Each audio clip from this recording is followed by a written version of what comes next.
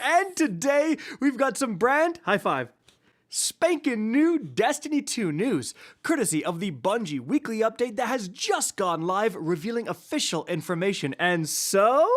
Let's get started. Should people like the video? No. Oh, jeez, rip, I've been betrayed.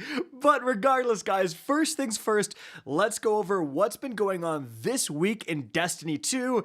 And it's been a massive week. On the Tuesday weekly reset, the Renegades Expansion went live. And overall, the reception has certainly been much more positive than the Edge of Fate. Certainly, people have still had their complaints. I think some of the main ones have been that there has been a fair amount of people who've gotten soft-locked somewhere in the expansion. If you skip dialogue too fast, I think it can get you in a weird spot where you're not able to progress the campaign.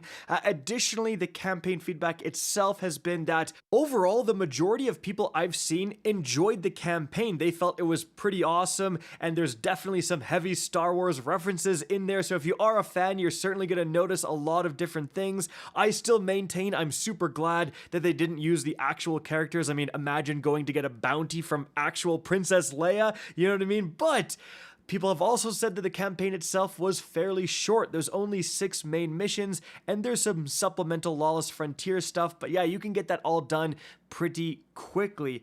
So one of the big narratives is that the overall player count spiked on the first day at just over 70,000, which is less than the about 100,000 in the Edge of Fate. So the player count is not great. It's the lowest for any Destiny expansion, but honestly, that's to be expected. I mean, the Edge of Fate really turned people off. People didn't like the direction the game is going in, so why would they come back for the next expansion? It's possible that when people hear that, hey, you know what, the Renegades is actually a lot better than the Edge of Fate, you'll start to see more people trickle in and start to play the game, especially because a lot of people bought the Year of Prophecy, and so they own the Renegades expansion. They maybe just weren't rushing to play it on day one because, again, they've been turned away from Destiny 2. So overall, Bungie still has a lot of work to win players back.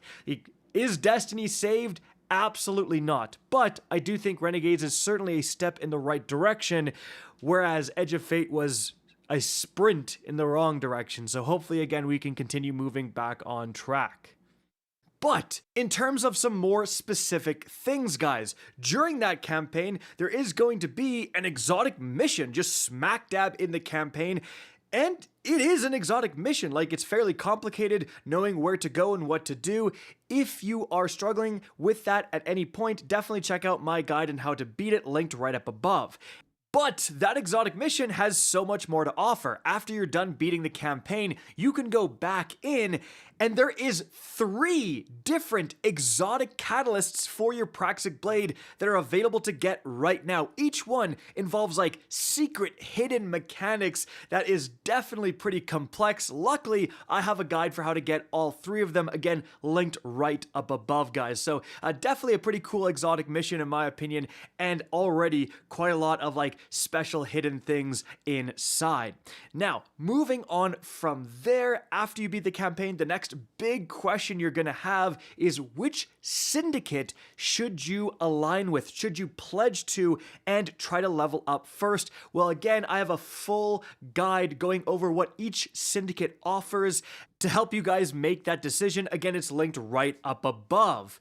Now, after you choose your syndicate, you're then just kind of put into the Lawless Frontier, which are the endgame activities for Renegades, where you are going to all these different areas, you are trying to complete contracts that will give rep to the syndicates and stuff like that. A lot of stuff going on here, some things I want to talk about, some misconceptions I want to clear. So, exotic keycards. You're going to be getting these, it seems really cool, but in my experience, all they give you is a random piece of exotic armor.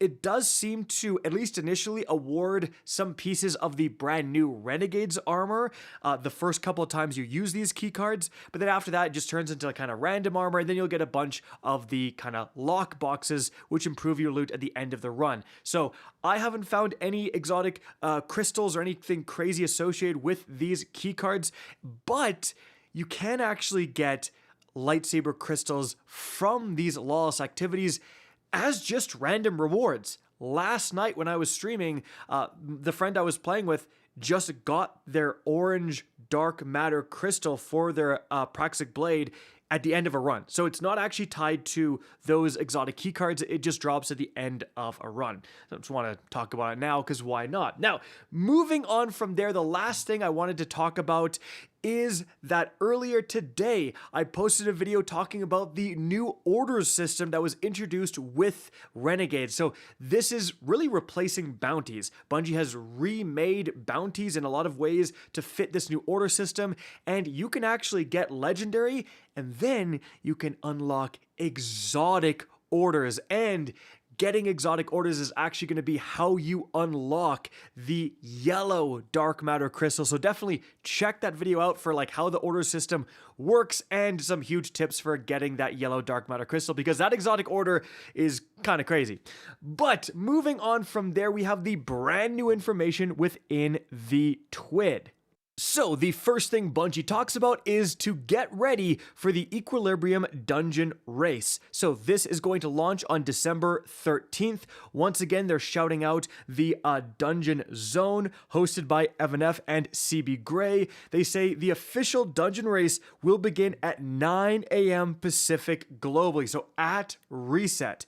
And you have a chance to win this crazy trophy if you are actually the world's first team. Now, remember how it's going to work is that there is contest mode enabled for the first 48 hours. If you beat it in contest mode, you get an exclusive emblem. But as soon as that first team, that world's first team, beats the dungeon and their run is verified as legit, normal mode will instantly be unlocked, so anyone else can like stop their contest mode run and then reload into normal and beat the dungeon that way if they want, guys. Now, during this time, there's also going to be this exclusive emblem that you earn for watching the Dungeon Zone. And we also have some entry requirements right here. So you must own the Renegades expansion. So there's no more dungeon passes, whatever they were called, which were super annoying, honestly. Now the dungeon is included in the purchase of the DLC Renegades, which I actually like a lot better than the dungeon keys. They were like trying to explain to like someone like, no, you need this. No, it doesn't come with this expansion. You actually need a different key. Like that was super annoying. Anyways, the fire team leader needs to have progressed their dungeon introductory pursuit titled The Way Between to at least step 2. So, the Equilibrium introductory pursuit is acquired from Anor in the Cantina of Tharsis Outpost after completing step 5 of the Renegades pursuit. So, make sure you do that, guys. That's actually a huge piece of information. You want to have that quest up to that, that step in order to get into the dungeon. Also, a fire team of 3 players is needed to launch the activity, and fire team power will be disabled during contest mode, and players are recommended to have a minimum of 370 power. Players below that will see their damage output reduced against the combatants and will receive increased damage from them. Additionally, guys, Not Swap is enabled for contest mode. Unfortunate. If you hated it in the epic raid, it's back. So they say for the Equilibrium Dungeon Race, we will once again be enabling the Not Swap modifier. This modifier will now reset your super and ability energy, special ammo, and heavy ammo when you change exotic or legendary armor or weapon ammo types. Note, orbs and ammo bricks are no longer affected by Not Swap.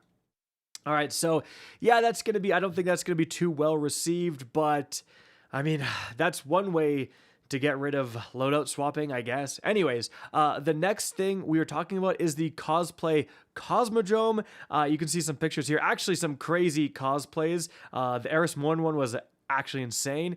And of course, the link to these cosplays are going to be in the TWID, which is linked in the description of this video. Now, after that, they talk about Twitch drops. So right now on Twitch, and I've actually been streaming a lot, twitch.tv/CacusHD, I'm going to be streaming tonight for sure. So come check me out there because you can actually earn a bunch of cool Twitch drops.